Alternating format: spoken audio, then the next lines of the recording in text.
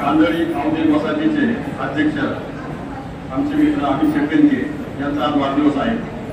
या वाढदिवसाला जमलेल्या नारायणगाव परिसरातील माता भगिनी आणि मित्रवर्ग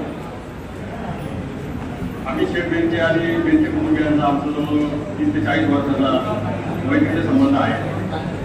ते आम्हाला जवळ आम्ही त्यांना ओळखतो। साहेबांचा आमचा पत्रकारितेच्या माध्यमातून 30 वर्ष गेली। त्यांचा प्रत्येक गोष्टीमध्ये आमचा सहभाग असायचा। त्यांचा एक स्वभाव असायचा तर ते स्पष्ट होते।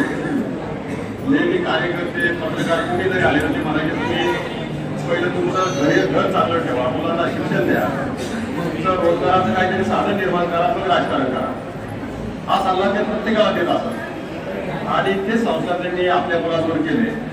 काही शक्यतो राजकीय घराण्यामध्ये जी मुलं असतात त्या व्यक्तीला वेळ मिळत नसतो आणि त्यामुळे त्या मुलांच्या शिक्षणाकडे किंवा एकूण संस्काराकडे दुर्लक्ष होतं।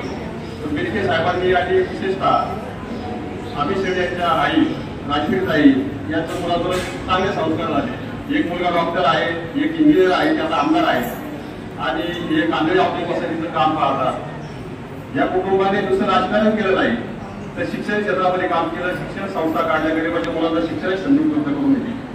कांदळी औद्योगिक वसाहत काढली, त्या ठिकाणी आज 4-5 हजार लोकांना रोजगार निर्माण केलेला आहे।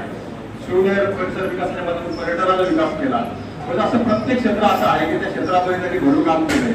म्हणजे या माध्यमातून रोजगार निर्मिती करण्याचं काम केले। राजकारण म्हणजे नुसता विकास, दळणवळण करणे, रस्ते करणे हा नाही तर सर्वसामान्यांना पोटासाठी काय देता येईल, रोजगार निर्माण करता येईल हे त्यांनी काम केलेलं आहे। आज त्याचा वाढदिवस आहे, त्याबद्दल आम्ही जुन्नर तालुका मराठी पत्रकार संघाच्या वतीने त्यांना अक्षरशः शुभेच्छा देतो आणि त्यांच्या मनाची इच्छा पूर्ण हो।